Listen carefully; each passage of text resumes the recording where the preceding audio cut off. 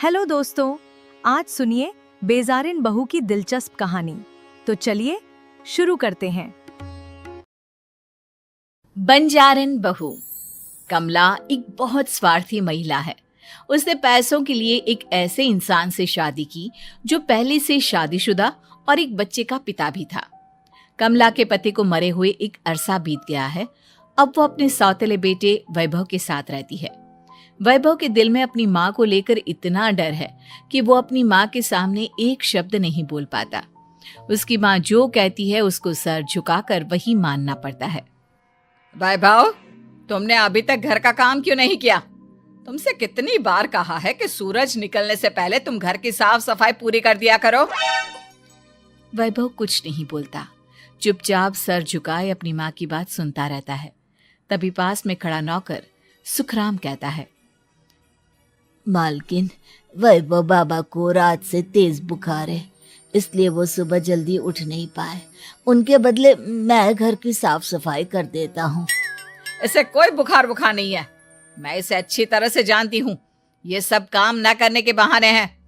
सुखराम काका, बोल दो इसे, सारे घर का काम यही करेगा। और इससे समय पर अपना काम पूरा नहीं किया तो इससे आज का खाना भी नहीं मिलेगा। मगर मालकिन, वैभव बाबा की सच में ही तबीयत खराब है, आप एक बार देख तो लीजिए। कमला बिना कुछ बोले वहां से चली गई और बेचारा वैभव तेज बुखार में भी काम करता रहा। कमला वैभव की शादी एक ऐसी लड़की से कराना चाहती थी जो अनपढ़ हो और कमला से इसी तरह डरे जिस तरह वैभव डरता है, ताकि वैभव की सारी जायदाद और धन दौलत उसकी मुट्ठी में रहे। लेकिन आज के जमाने में ऐसी लड़की मिलना मुश्किल है। कमला कार में यही सब कुछ सोचती जा रही थी कि तभी रास्ते में, अरे ड्राइवर, तुमने कार क्यों रोक दी? और ये इतना शोर कैसा? मैडम, आगे कुछ बंजारों का खेल चल रहा है, इसलिए भीड़ लगी है। मैं अभी भीड़ को साइड में करवाकर कार निकालता हूँ। ड्राइवर भीड़ को साइड करके कार निकालने की कोशिश करने लगा कि तभी कमला की नजर रस्सी पर चल रही एक फुलवा नाम की बंजारन पर पड़ी। क्यों ना मैं इस बंजारन की शादी वैभव से करा दूं? ये तो अनपढ़ लग रही है, मेरे पैरों तले दबकर भी रहेगी। मुझे अभी इसके माँ बाप से बात करनी होगी। ये सोचकर कमला ने उन बंजारों से बात की और उन्हें शाम को अपने घर बुलाया। फुलवा के माता पिता वहां उसे लेकर आ गए। उन्होंने इतना आलीशान घर पहले कभी नहीं देखा था। अच्छा हुआ आप लोग आ गए। देखिए, मुझे घुमा फिरा कर बात करने की आदत नहीं है, इसलिए सीधे सीधे मुद्दे पर आती हूँ। मुझे आपकी बेटी बहुत पसंद है। मैं अपने इकलौते बेटे की शादी आपकी बेटी फुलवा से कराना चाहती हूँ। इसके बदले में आप जो चाहो वो ले सकती हैं। तभी फुलवा की माँ कहती है, ये क्या कह रही है मैम साहब? कहीं आप हमारी गरीबी का मजाक तो नहीं उड़ा रही ना? आप मेरे बेटे से मिल लो। अगर आपको मेरा बेटा पसंद आता है तो मैं कल से ही शादी की तैयारी शुरू कर दूंगी। सुखराम, वैभव को लेकर आओ। फुलवा अपनी माँ के कान में फुसफुसाती है, माँ, कहीं इस मेम साहब का छोरा पागल तो ना है? फुलवा अपनी माँ से बात कर रही होती है कि वैभव वहां आता है। फुलवा उसे देखती ही रह जाती है और उसके माता पिता उसकी शादी तय कर देते हैं। शादी वाले दिन किसी को फुलवा और वैभव की बेमेल विवाह की बात समझ में नहीं आती। फिर भी एक औरत कमला से पूछ ही लेती है, कमला जी, आपने अपने इकलौते बेटे की शादी देहाती गवार से क्यों करा दी? ये बंजारन आपके घर की बहू बनने लायक तो नहीं है। कम से कम अपने स्टेटस का ही ख्याल कर लिया होता। बहू तो अपने टक्कर की लाती, आपने तो बंजारन को ही बहू बना लिया। अब कमला को समझ में नहीं आ रहा था कि इस बात का क्या जवाब दे। वो कुछ देर चुप रही और सोच समझ कर कहती है, बहन जी, आपको तो पता है आजकल के बच्चे किसी की बात कहाँ सुनते हैं। मैं तो अपनी बहू एक पढ़ी लिखी और अपनी सोसाइटी की ही ढूंढ रही थी। लेकिन मेरे बेटे ने मेरे सामने इस बंजारन को लाकर खड़ा कर दिया। बोला कि मैं शादी करूंगा तो इसी से। अब भला मैं क्या करती, मुझे अपने बेटे के सामने झुकना ही पड़ा।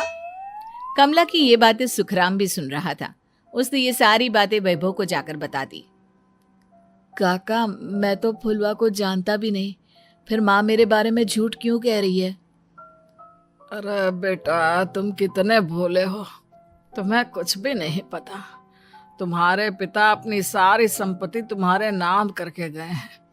तुम्हारी माँ नहीं चाहती कि यह संपत्ति तुम्हें मिले, इसलिए उन्होंने तुम्हारी अनपढ़ लड़की से शादी करवाई ताकि तुम्हारी तरह वो भी अपने हक के लिए आवाज ना उठा सके।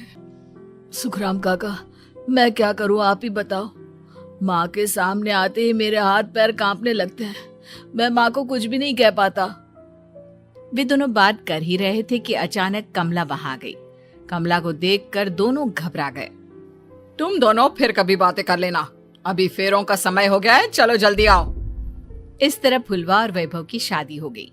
अगले दिन कमला ने फुलवा को बुलाया और उसे नसीहत देने लगी। देख बंजारन, तुझे मैंने अपनी बहू बना तो लिया है, लेकिन तुझे इस घर में आँख कान मुंह बंद करके रहना होगा।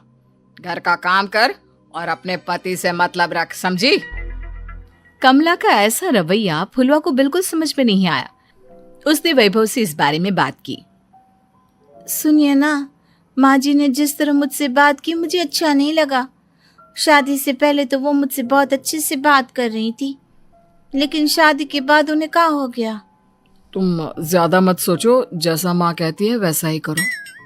ये कहकर वैभव वहां से चला गया। अगले दिन वैभव को घर के नौकरों की तरह काम करता देख फुलवा को बहुत हैरानी हुई।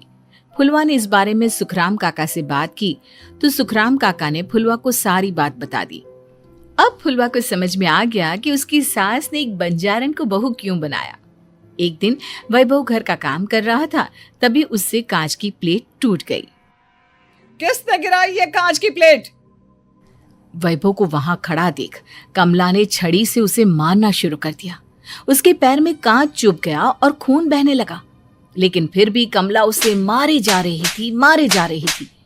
ये देखकर फुलवा ने कमला के हाथ से छड़ी छीन ली और तोड़कर फेंक दी। बंजारन, तेरी इतनी हिम्मत, तूने मेरे हाथ से छड़ी छीनी? कमला फुलवा को थप्पड़ मारने ही वाली थी कि फुलवा उसका हाथ पकड़ लेती है। ओ सस माँ, मैंने मॉम की गुड़िया ना समझ लियो। बंजारन हो बंजारन, ईंट का जवाब पत्थर से देना जानती हूँ। आज के बाद मेरे या वैभव जी के ऊपर हाथ उठाने की सोचियो भी ना, समझी ससु माँ? ये कहकर फुलवा वैभव को लेकर वहां से चली गई। उसने वैभव के पैर पर पट्टी बांधी, उसके आंसू पोंछे। वैभव ने पहली बार किसी के दिल में अपने लिए इतना प्यार महसूस किया। अब फुलवा वैभव का हर काम में हाथ बटाती, उसका बहुत ख्याल रखती। इस तरह दोनों बहुत ज्यादा नजदीक आ गए। वहीं दूसरी ओर कमला सारी जायदाद अपने नाम करने की साजिश करने लगी।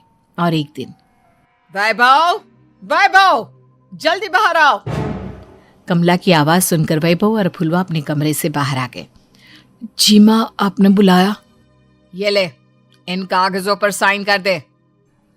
वैभव कागजों पर साइन करने ही वाला था कि फुलवा वैभव के हाथ से पेन छीनकर कहती है, ना वैभव जी, आप इस पर हस्ताक्षर नहीं करेंगे। आओ बंजारन, मैं तुझसे बात नहीं कर रही। ये बात मेरे और मेरे बेटे के बीच की है। चुपचाप पेन दे दे, नहीं तो तेरी खाल उधेड़ लूंगी। ससु माँ, बंजारन की खाल इतनी भी ढीली ना होवे कि कोई भी उधेड़ लेवे। जो यकीन ना आता हो तो देख ले उतार के। और हाँ, बंजारन जरूर हूँ पर अनपढ़ ना हूँ। मन ने भी पता है कि किसी भी कागज पर साइन करने से पहले उसे अच्छी तरह पढ़ लेवे हैं। पेन देती है या नहीं? ये कहकर कमला फुलवा को मारने आई तो फुलवा ने कमला को धक्का दे दिया और वो नीचे गिर गई। कमला डरकर वहां से भाग गई। अब फुलवा ने वो कागज उठाए और वैभव के साथ सीधा वकील के पास चली गई। वकील ने वो कागज देखे और फुलवा को बताया, वैभव के पिता की सारी जायदाद और संपत्ति वैभव के नाम है, लेकिन वैभव की सौतेली माँ इस संपत्ति को अपने नाम कराना चाहती है, इसलिए इन कागजों पर वो साइन करा रही थी।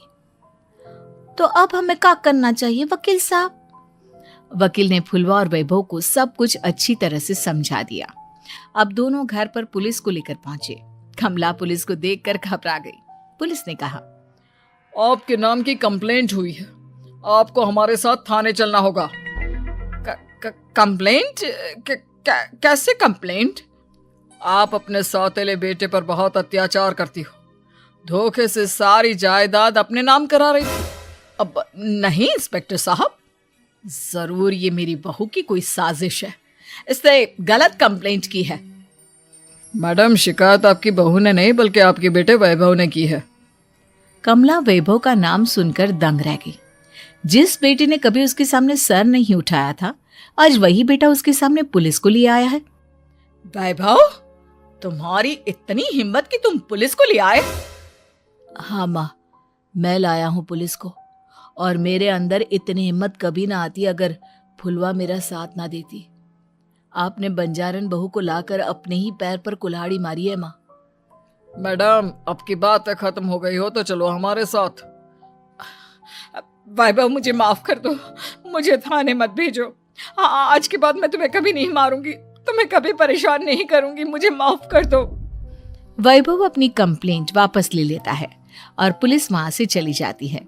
वैभव अपनी सौतेली माँ से कहता है, मैंने पुलिस को वापस तो भेज दिया है, लेकिन मैं आपको माफ नहीं कर सकता।